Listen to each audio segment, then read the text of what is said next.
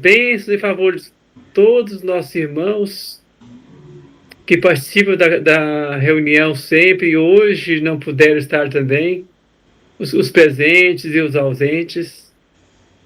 Pedimos as bênçãos em favor de cada um dos lares dos nossos irmãos.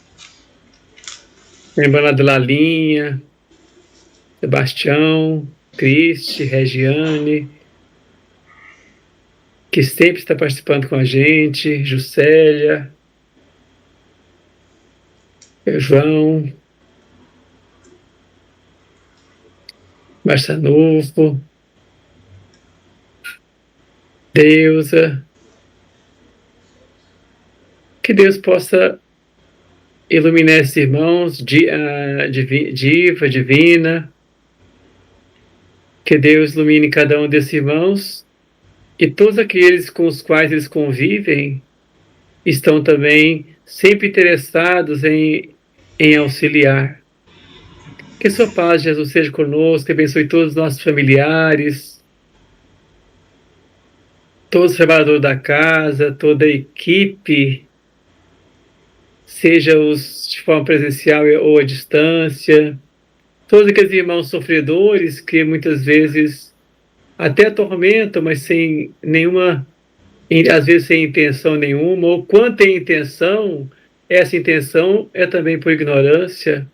Pedimos as bênçãos em favor de cada um dos irmãos sofredores, que recebam a paz e a luz, e que a luz desta reunião de hoje seja derramada em favor de todos que sofrem, os nossos irmãos doentes, os nossos irmãos perturbados.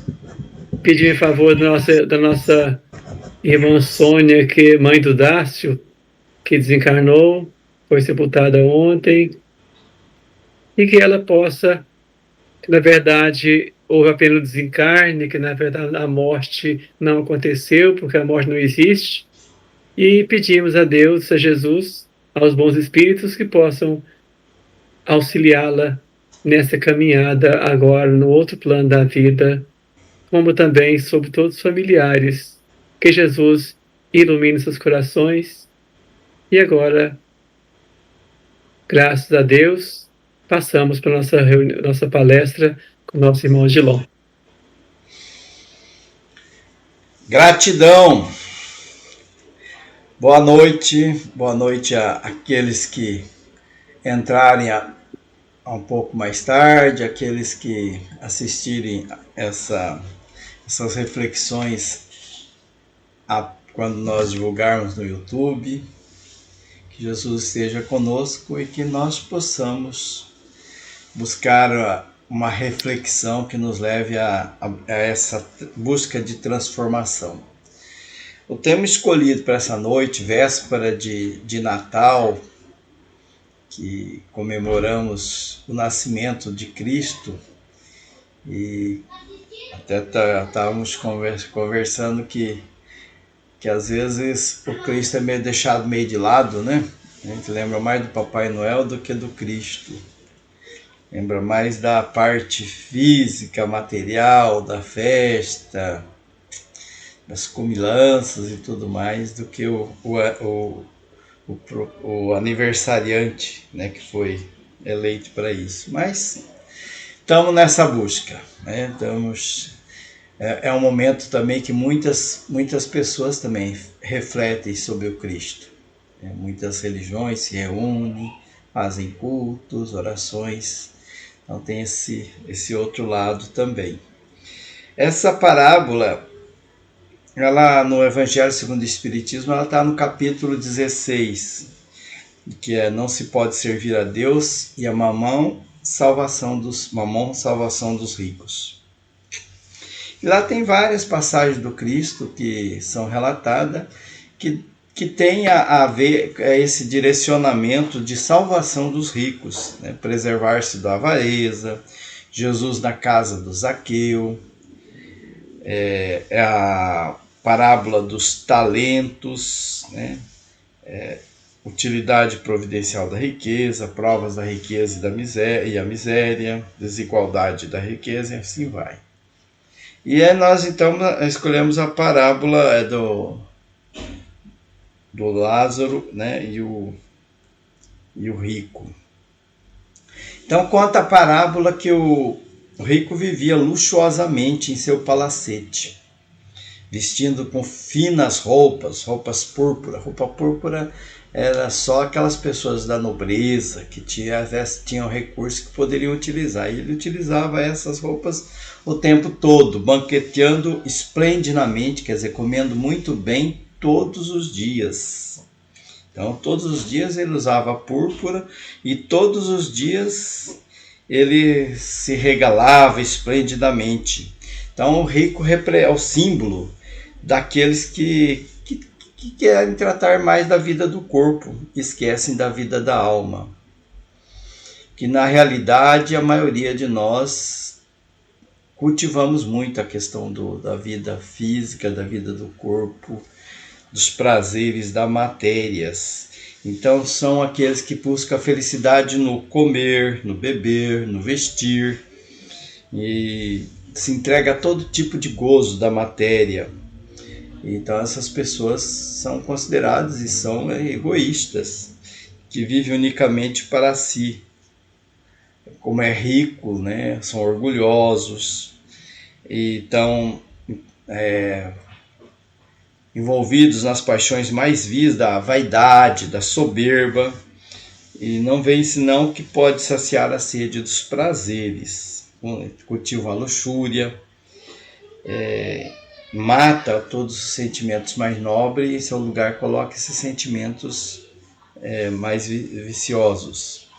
Então, mas nós espírita, né, nós entendemos que a riqueza é um meio concedido por Deus para avaliar a nossa sabedoria, para que nós nos coloquemos à prova e utilizamos, né, desses benefícios em favor da bondade do ser humano. Tá? É uma forma de nós sermos testados nessa capacidade moral. Enquanto se diz de riqueza, aqui Jesus ele coloca e passa a ideia assim, da riqueza apenas os benefícios materiais, de dinheiro, de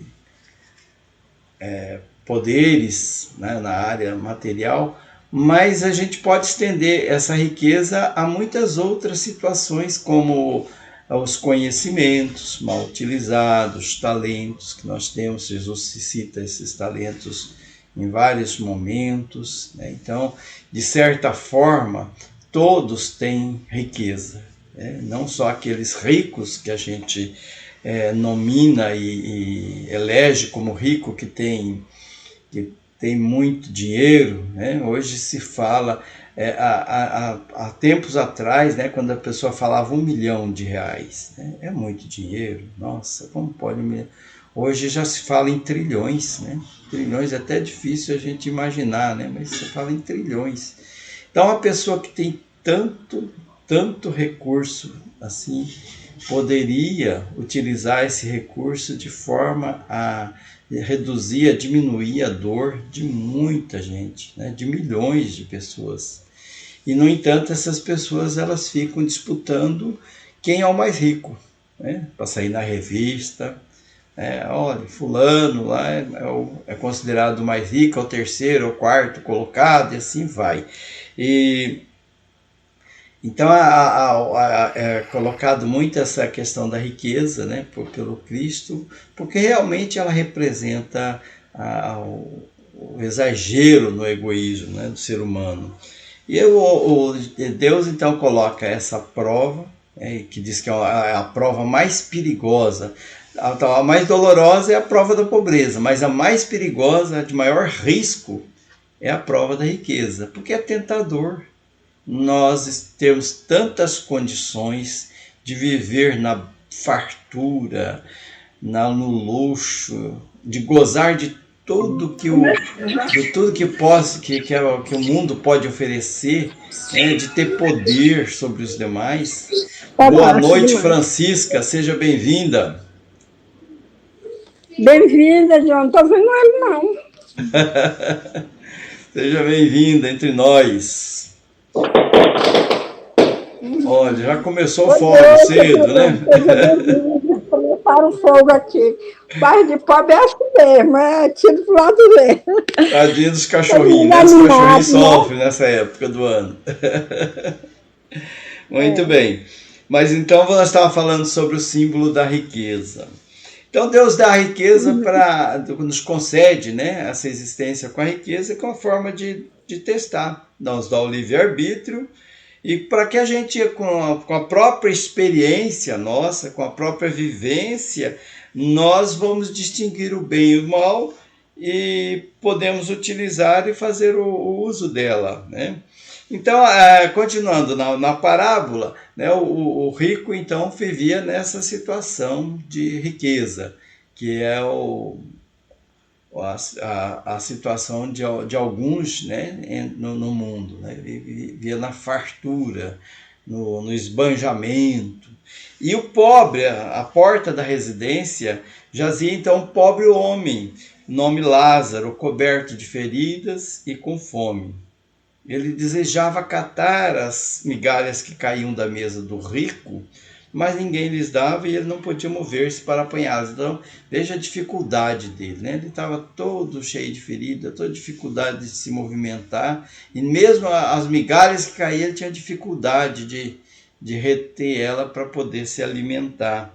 Então, os Lázaros da parábola, ele simboliza aqueles que sofrem, né, que vivem em situação muito difícil, mas na parábola passa a ideia que ele sofria com resignação, né, que possivelmente, né, eles compreendessem que aquela situação era passageira. Então são os Lázaros do mundo, né, pela parábola dá para a gente deduzir que são espíritos que confiam em Deus, em sua bondade, na sua misericórdia. E então nessa parábola ela nos leva à reflexão do que é o necessário e do que é supérfluo.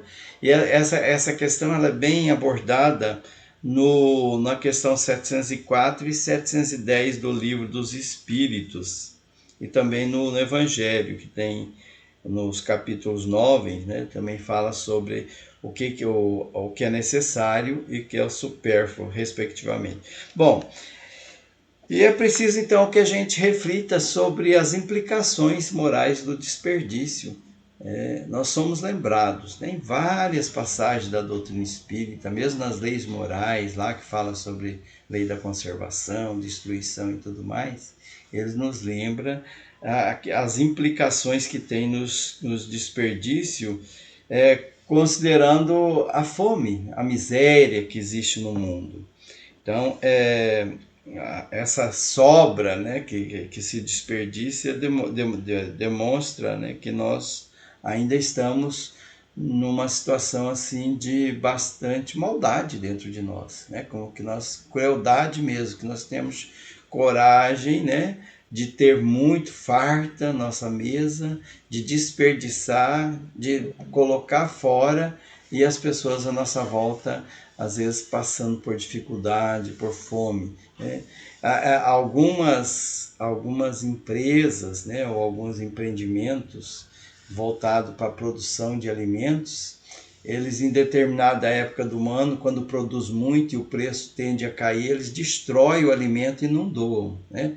A televisão mostra isso lá de vez em quando, jogando tomate, frutos, né, destruindo aqueles caminhões de leite jogando na estrada, uma forma de protesto, mas é um protesto assim que mostra quanto ainda nós precisamos caminhar e quanto de egoísmo ainda tem dentro de nós, né? Assim, nós valorizamos assim mais o material mesmo. Então aquilo que desperdiça é o que falta, né, para a criancinha órfã de pão, né, para roupa, para agasalhar, né, aquele que passa por dificuldades nas noites frias. Então a gente ainda não percebe, né, que essa situação de muitas vezes de riqueza que nós temos, né, de fartura, ela é um momento, uma oportunidade que nós temos, né? E como diz mesmo em uma outra parábola, lembra, né? Insensato, né? Não vê que hoje mesmo levarei você para o túmulo, né? Quando se cita aquele produtor que produziu muito, né? Então ele ia construir mais celeiros para poder armazenar e poder viver sem trabalhar. Então, a ideia, né, que nós fazemos, e é essa ideia que muitos de nós, a maioria de nós fazemos mesmo, né? Nós preferimos, às vezes, armazenar, desperdiçar, deixar estragar do que repartir com o próximo, né, que passa por dificuldades. Então, continuando a parábola, um dia o Lázaro morreu e foi levado pelos anjos, né? Na parábola, Jesus fala, foi levado pelos anjos ao seio de Abraão. Então, ele foi ter com Abraão, né? Num local um local bom para ele, né? Um paraíso, o céu, provavelmente.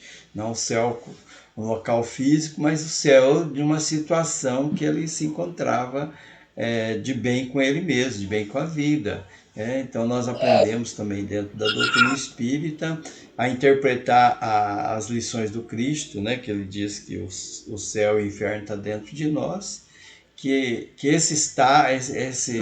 essa situação de paraíso é dentro de cada um de nós. São situações em que a gente se sente melhor, né? Se sente por conta de estar com a consciência tranquila, por ter cumprido com a lei de Deus. Então Lázaro ele foi levado pelos anjos, quer dizer, pelos espíritos, ao seio de Abraão. Passado algum tempo, o rico também morreu e foi sepultado, né? Na parábola, veja que muda a forma. Um foi levado pelos anjos, o outro foi sepultado. E no Hades, ergueu os olhos, estando em tormentos, e viu ao longe Abraão e Lázaro no seu seio. Então, na crença mesmo dos judeus, né? Uma das formas de suplício, de sofrimento, era observar e ver os eleitos, né, na boa vida e ele no inferno. Então,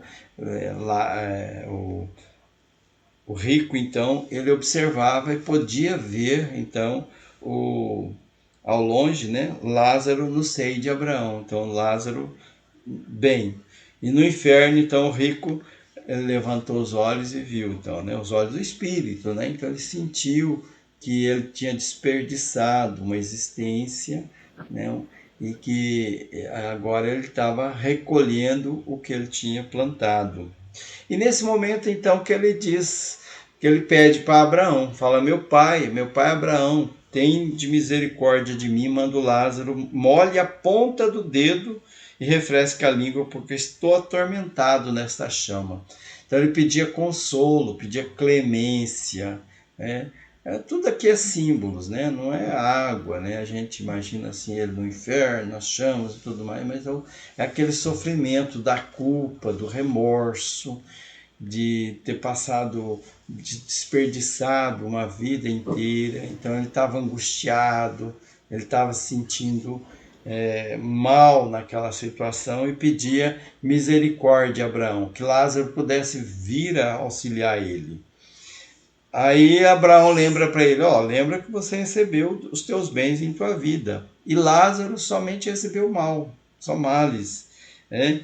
E agora o Lázaro é consolado e você é atormentado. E além disto, aí ele fala, né, tem um grande abismo entre vós e nós. De sorte que os que quisessem passar daqui para vós não poderiam, nem tampouco de lá para cá.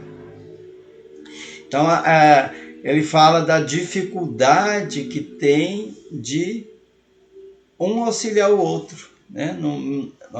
Aqui nós temos, né, para nós espírita está muito claro. Primeiro, a sobrevivência, né, do espírito após a morte física. Né? Aqui nós percebemos isso. O espírito, né, nós não morremos. E nem ficamos num lugar esperando o juízo final, alguma coisa assim. Né? Nós estamos no plano espiritual. E lá nós temos comunicação com outros espíritos também. Aqui mostra isso que a gente, né, tem uma vida, uma outra vida no plano espiritual. Essa vida é boa ou ruim dependendo do meu comportamento aqui na Terra. Também tem essa implicação e tem essa revelação, que também é explicado com detalhes dentro da doutrina espírita pelas comunicações mediúnicas, pelos livros que estudamos. Então, Jesus ele utiliza dos símbolos utilizados pelos judeus para poder ilustrar essa vida após a morte, ilustrar também as consequências dos nossos atos aqui na Terra. Então, nós temos claro isso para nós. E esse abismo, né, parece dar a impressão assim também, fala, mas como, né? O Lázaro está no bem bom lá e não pode ajudar uma pessoa que está tão ruim, né, tão mal. E daí então nós recorremos aos nossos estudos dentro da doutrina espírita. As pessoas, quando elas estão na situação de penúria, né, de culpas, de situação, as pessoas não conseguem aproximar. Tem vários livros que ilustram isso. O mais conhecido entre nós é o Nosso Lar, onde mostra, por exemplo, o André Luiz, que passou vários anos sem poder ser ajudado. E olha que a espiritualidade, a mãe dele, todos queriam ajudar, não conseguia, porque havia um abismo. E o que é esse abismo? Abismo é a dificuldade que tem de se comunicar, porque a pessoa ainda está vivendo aquela culpa, aquela situação de penúria por conta dos atos que ele cometeu, as acusações que muitas vezes ele mesmo faz contra si mesmo, né? Falta de amorosidade. A pessoa ainda não se arrependeu verdadeiramente, ainda não está preparada para passar para um outro estágio, para ser acolhida, para ser amparada, porque as pessoas que estão ali, os espíritos, não conseguem acessar ele. Uma comparação que a gente pode fazer é a nossa vida aqui. Não tem pessoas que estão numa situação assim tão difícil de penúria, que por mais você tenta ajudar ela, você não consegue. Não consegue. Ela não quer, digamos, uma viciação, uma coisa assim. Enquanto ela não perceber que ela precisa de ajuda, que ela é uma enferma na questão emocional e de vícios morais, ela não vai sair daquela situação. E tem muitos de nós assim. E às vezes a gente fala, mas parece que gosta de sofrer, né? Não tem isso. Parece que gosta de sofrer. A pessoa vive numa reclamação o tempo todo, né? Tem tanta oportunidade de sair dessa situação e fica reclamando, sofrendo, chorando, se lamentando, passando por dificuldades inúmeras, sendo que a solução está ali à frente dele. Para aqueles que estão observando, fala, por que ele não sai dessa? Então, esse abismo, são abismos que nós construímos porque nós ainda estamos presos àquela faixa vibratória, àquela sintonia, e não conseguimos sair dela. Então, o Abraão explica que não tem um abismo, né? E que não dá para socorrer ele. Né? Só fala isso, né? Na parábola, alguns até interpretam que então vai ficar no inferno eternamente. Né? Nós sabemos que não é bem assim, né? Que ele vai ficar ali até que ele resolva sair, se arrepender, perceba que ele é uma pessoa enferma, que ele tem problemas morais para resolver. Aí sim ele vai ter oportunidade de resgatar, de novamente vir à Terra, de compensar o mal que ele fez de alguma maneira, né, de crescer. Mas na parábola isso não fica assim muito claro. Aí fala em seguida que ele pede que mande Lázaro, então, à casa do seu pai lá, que ele tem 5 irmãos, e que os irmãos estão na mesma situação que ele estava, e que ele não quer que os irmãos fiquem naquela situação que ele estava, que ele vai no mesmo lugar, no inferno, então, né, quando eles morrerem. Então, que vai salvar os irmãos, que vai lá divertir ele. Ó, o negócio, depois aí passa esse momento, você vai enfrentar o inferno, então muda de vida, né? Então pede que Lázaro faça aí.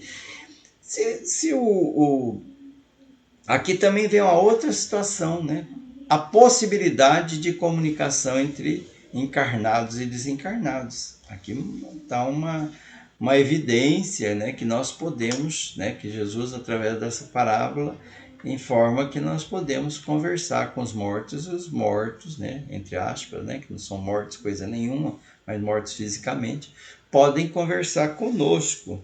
Então ele pede que Abraão mande Lázaro lá para alertar os irmãos dele, os 5 irmãos, porque eles precisam ser alertados. E aí o que o Abraão fala? Eles têm Moisés, os profetas, ouçam-nos. E aí nós percebemos, né, que muitos de nós que hoje estamos na transgressão, que estamos cometendo equívocos, temos Moisés e os profetas. Quando falo Moisés e profeta, também é um símbolo, não é só o Moisés, né? Mas é tantas advertências que nós temos no nosso dia a dia, tantas orientações, tantas intuições que os benfeitores nos trazem, tantas informações que nós temos em todo lugar, que nos adverte sobre o nosso comportamento. Muda de vida, se transforme, se reforme, que você vai responder pelo que você está plantando, pelo que você está semeando. E nós ouvimos? Não. Alguns de nós até modificamos a palavra de Jesus. Ajustamos ela às nossas conveniências. Chegamos ao ponto de colocar uma arma na mão do Cristo. Né? Justificamos, né? Cristo... não, tem que ter uma arma para me defender os meus, a minha família. Quem que é a sua família? Jesus mesmo lá já disse quem são meus pais, quem são meus irmãos. Família são todos. Diz ele que os enfermos precisam mais de assistência do que aqueles que são sãos. Sãos não precisam de remédio. E quem são os enfermos, senão os criminosos, os transgressores, que somos todos nós, né? Ninguém escapa disso aí. Uns mais, outros menos, mas todos estão nessa. Então ele adverte, tem o Moisés e os profetas. Ouçam eles, né? Ouçam. Aí não, Abraão, meu pai, mas se algum dos mortos fosse ter com eles iam se arrepender. Quer dizer, se o Lázaro, que já morreu, ou alguém que já morreu, ele sabe que morreu, aparecer lá para os meus 5 irmãos, eles vão acordar para a vida. Eles vão falar, não, isso é verdade, é um fato. Né? Ele falou para ele, então manda algum morto falar com eles, que eles vão entender. Porém, o Abraão disse, se não houve a Moisés e aos profetas, também acreditarão, ainda que algum dos mortos ressuscite. E não é assim que acontece. Alguns espíritos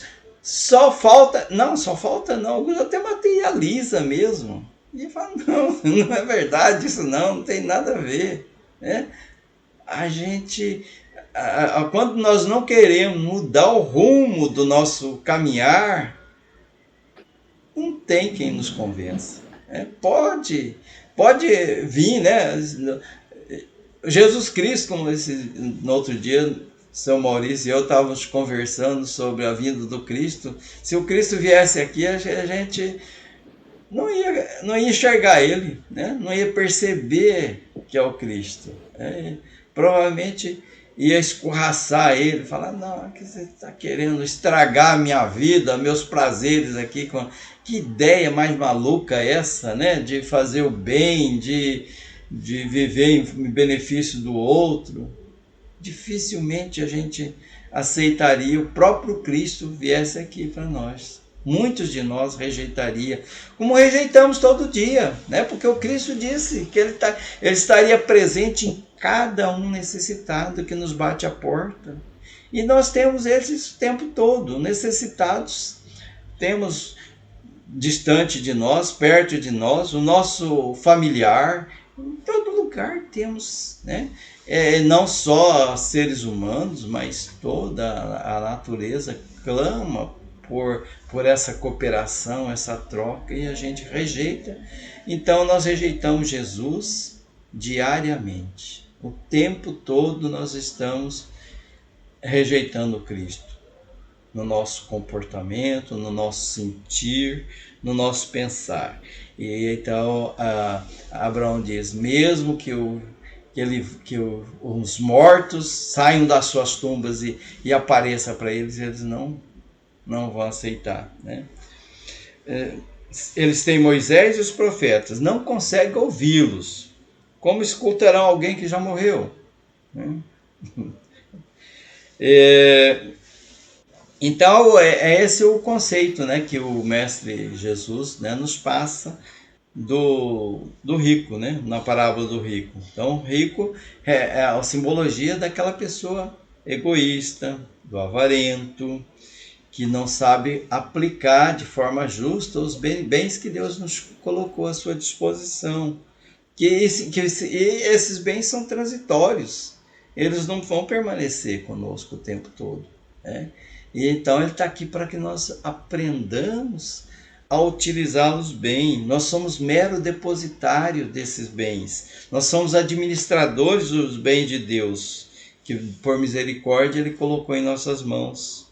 E nós vamos ter que prestar conta, a exemplo do que aconteceu com o rico, como empregamos essas disponibilidades que Deus nos colocou.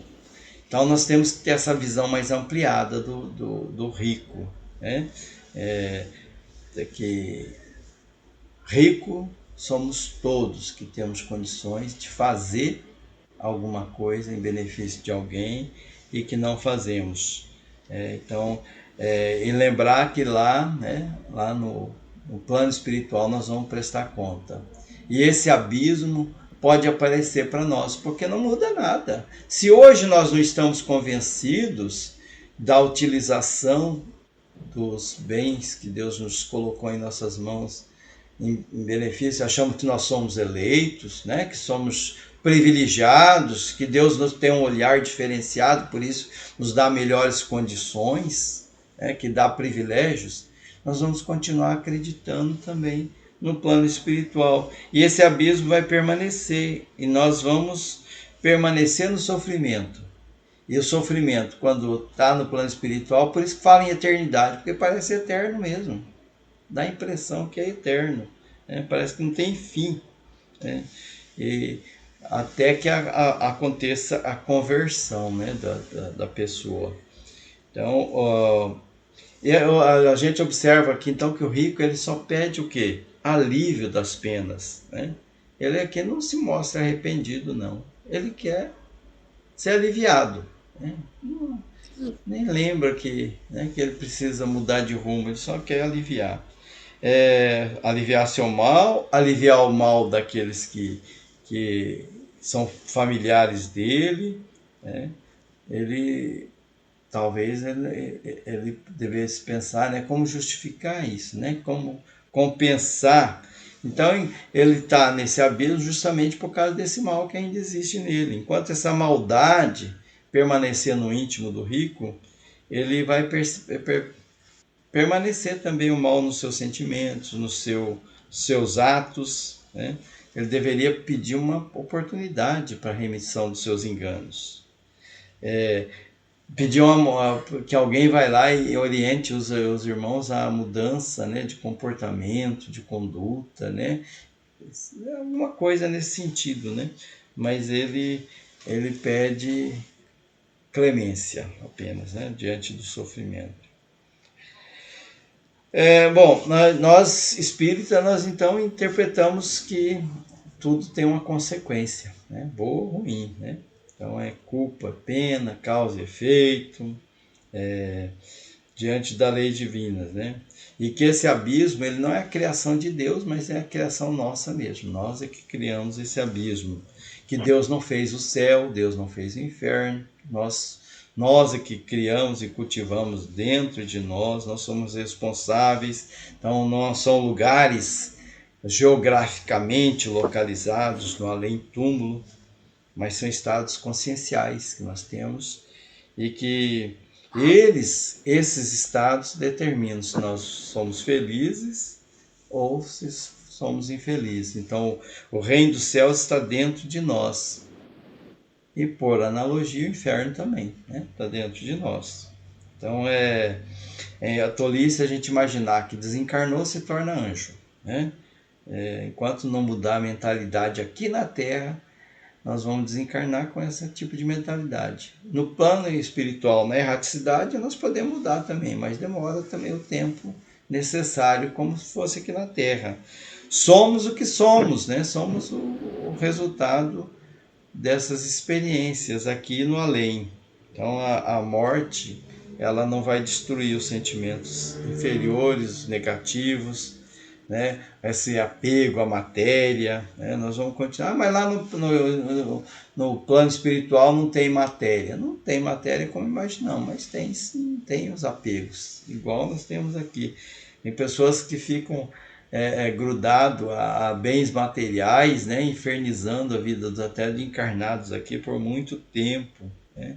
Enquanto não se desperta para novos valores, fica preso a essa situação. Então a gente precisa desenvolver em nós a compreensão, né? Um novo querer, um novo viver, para nos transformarmos. Então o sofrimento, ele não é o diferencial, né, para a gente se transformar. O sofrimento é uma das ferramentas que nos leva à redenção. Mas o que nos modifica mesmo é a mudança de pensar, de sentir, de se comportar. E até mesmo sofrer, né? Saber sofrer, como o exemplo do Lázaro, né? Sem desespero, sem revolta, aproveitando a lição, né? E escolheu entre os dois caminhos, né? Nessa questão do sofrimento, encarar a vida com dificuldade, né? Com as dificuldades que tem, com otimismo, né? Com fé em Deus e nos bons espíritos, acreditar em si mesmo que eu posso enfrentar. Então, enfrentar as dificuldades, os problemas com muita coragem, né? E pedir força a Deus para que nós vençamos, né? Então, Jesus lembra o tempo todo, né, das riquezas, né? E a gente precisa dar esse olhar, né? Diz ele que é mais fácil passar um camelo pelo buraco da agulha do que um rico entrar no reino dos céus. E a gente, diante das interpretações, né, que nós vemos dentro da doutrina espírita, nós temos uma visão mais ampliada dessa questão das riquezas. É claro que o rico, aquele assim, né, que tem um diferencial muito grande, né, de muita condição financeira, a responsabilidade dele é maior, né? Ele tem mais oportunidade de auxiliar, de fazer o bem, né? Mas todos, né, de alguma forma, temos como fazer alguma coisa, né? É isso, acho que eu fui até além do nosso tempo. Deus nos abençoe. Gratidão. Gratidão, Odilon. Foi muito bom nessa reflexão para nós sobre o Evangelho, né? Sobre Jesus, sobre as nossas atitudes, como deveremos fazer o bem. Vamos agora, então, passar para a segunda parte, a nossa prece de encerramento. Vamos pedindo também o nosso autopasse, o passe à distância. Amado Jesus, gratidão por tudo, gratidão por esse momento maravilhoso de estarmos aqui, gratidão por mais esse dia de Natal, a véspera de Natal, a noite já chegando, já estamos na noite que é do Natal. Que possamos, Senhor, refletir cada dia mais sobre o personagem mais importante, que é Jesus, que veio à Terra aproximadamente 2000 anos atrás, trazer-nos essa boa nova, trazer-nos esse amor puro, esse amor que nos sustenta. Gratidão, Jesus, Mestre Divino, permita que tenhamos força de trilhar esse caminho, que é o caminho do amor, que é o caminho do Evangelho, que é o caminho da luz. Permita, Jesus, tenhamos força para continuar nessa caminhada. Que Jesus ilumine os nossos corações, ilumine todos os nossos irmãos, os que estão presentes aqui na reunião e os que estão ausentes também, porque já tinha outros compromissos e não puderam estar aqui hoje. Que Deus possa parar cada um, que o Natal, essa noite de Natal, possa servir de reflexão para todos os nossos irmãos, principalmente os irmãos que mais sofrem, possam tirar proveito, tirar força dessa mensagem de Natal, nessa mensagem de reflexão de hoje, e que possam todos esses irmãos serem confortados, Senhor, na Tua luz, no Teu amor. Vamos pedindo, Mestre Divino, agora, que possa abençoar cada um dos lares, levando amor, levando paz, levando harmonia, levando luz a cada um. Nos lares, nossos irmãos estão presentes e também dos irmãos que não estão presentes, sejam eles amparados. Que a Tua luz, Jesus, possa derramar sobre cada lar,